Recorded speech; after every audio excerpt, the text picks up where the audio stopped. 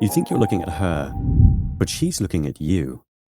And in 1865, that single act, a woman meeting the viewer's eyes without flinching, was enough to shake the Paris Salon to its core. People weren't prepared for a nude who didn't look away, didn't soften herself, didn't pretend to be a goddess. They called her vulgar, indecent, anything to avoid admitting what truly unsettled them. Olympia wasn't performing for their gaze. She was confronting it. Let's take a closer look. Imagine this. It's 1865. The Paris Salon, the grandest art stage in the world, opens its doors to an eager public. Inside, the walls are lined with mythological scenes, poetic landscapes, and nudes that cloak their sensuality with a veil of allegory. And then comes Manet. His painting isn't hidden away in the corner. It's right there, impossible to ignore. A naked woman, not a goddess, not a myth, just a woman, looks out from her bed, meeting the viewer's gaze with a confidence so direct, so unwavering, that it immediately throws the entire room off balance. She isn't inviting you in. She's challenging you to account for your own gaze. This is Olympia. At first glance, the scene appears deceptively familiar. We see a nude, reclining on white sheets, one hand placed firmly over her pelvis. She's propped high on a stack of pillows, her body unapologetically pale, outlined in dark shadow. But any sense of comfort, of painterly tradition, dissolves the more we look. Manet borrowed the composition directly from Titian's Venus of Urbino. Both works show a woman stretched across a bed, an attendant in the background, an animal at their feet. But the similarities only highlight the differences. Titian's Venus is soft, all luminous curves and gentle shadow, modestly draping one hand, eyes dreamy and inviting. She offers herself as an ideal, timeless, unthreatening. Olympia flips every expectation set by Venus. Instead of glowing warmth, she is lit with a harsh, almost clinical clarity. Instead of soft modeling, her flesh is flattened and outlined in dark contours. Her left hand doesn't gently rest, it grips, guarding, refusing entry, asserting control over her own sexuality. It's a statement, not an invitation, and her gaze, cold and unwavering, refuses the mythological softness of Titian's world. Her face tells the rest of the story, lips pressed tight, chin lifted, eyes cool and detached. She doesn't flirt, invite, or pretend. She looks straight at you, unbothered, unafraid, and entirely in control. At her side, a black maid stands holding a lavish bouquet, the flowers bursting with color and symbolism, their implication obvious. At Olympia's feet, a black cat arches its back, yellow eyes wide, tail high, alert. The scene has a palpable electric energy, one that burns with the feeling of having just walked into a secret. But who is Olympia? And why did this painting, of all paintings, provoke such scandal? First, a bit of context. Édouard Manet was no stranger to controversy. Born in Paris in 1832, he trained as a painter in the shadow of the old masters, Velázquez, Titian, Goya. He knew the rules of art, but he also knew that to paint the world as he saw it, he would have to break them. 2 years before Olympia, he had already shocked the city with Le Déjeuner sur l'herbe, where a nude woman picnics among fully clothed men. That painting spurred loud disapproval, but Olympia, unveiled in 1865, was something else entirely. The public was not just scandalized, they were incensed. Critics accused Manet of indecency, even sacrilege. Some called Olympia's skin cadaverous, her body putrefied, comparing her to a corpse on a slab in the morgue. Why such visceral disgust? It wasn't nudity. Plenty of nudes lined the salon's walls. It was the fact that Olympia's nudity didn't hide behind myth or history.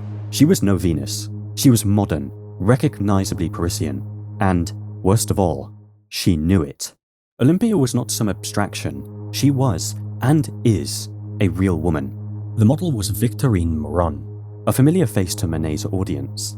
She had posed for him before, sometimes nude, sometimes clothed, her presence always shifting, but here literal and grounded. Her features are not idealized, they are distinctive. She faced mockery in the press, who called her La Crevette, the shrimp. But another presence lingers in the painting, one that, for decades, critics ignored. Behind Olympia, almost swallowed by the shadows, stands her maid.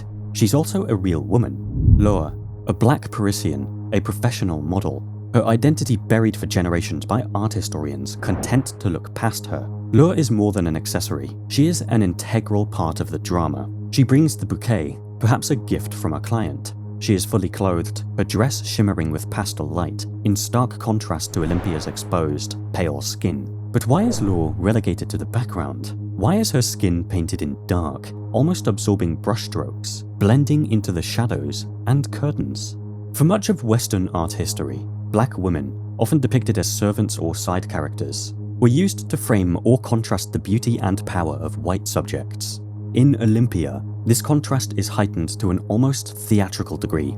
Olympia's whiteness is made whiter by Laure's darkness, her supposed status as an object of desire intensified by the presence of her black maid. This dynamic raises potent, uncomfortable questions about race, gender, and the politics of visibility. And while Laure does not meet our gaze, her presence shapes the painting just as forcefully, not by looking outward, but by standing at the edge of visibility, a figure both essential and marginalized. She reminds us how easily certain people are pushed into the background, even when they are central to the scene. Now let's return to the smaller details, those fragments that deepen the painting's sense of uncanny realism. Notice Olympia's jewelry, a bracelet, a ribbon tied tight at her neck, pearl earrings, symbols of wealth, gifts from admirers, or tools of adornment. The thin black choker, according to some readings, echoes the Parisian fashion of courtesans. The orchid in her hair is not just for decoration, it's a clear emblem of sexuality. Every token on her body is a sign of commerce, of transaction, of a society unwilling to hide the business behind pleasure. See the black cat at her feet. Its back is arched, fur bristling, yellow eyes watchful. It is a deliberate exchange. Titian gave Venus a sleepy lapdog, loyal and loving. Manet replaces it with the cat, a creature of superstition and suspicion, a symbol of independence and, in 19th century slang, of female sexuality itself. Even the composition conspires to convict us.